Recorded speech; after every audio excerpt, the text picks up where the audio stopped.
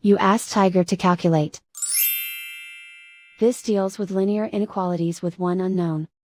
The final result is x smaller than 18. Let's solve it step by step. Group all constants on the right side of the inequality. Add 8 to both sides.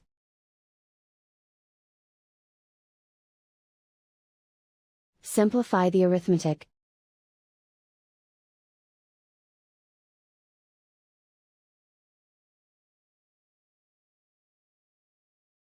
Isolate the x. Divide both sides by 3.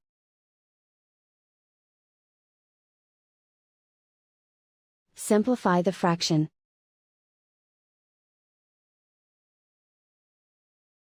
Find the greatest common factor of the numerator and denominator.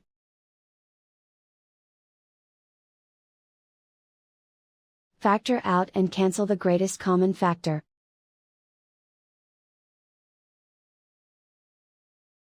Plot the solution on a coordinate grid. And so the final result is x smaller than 18.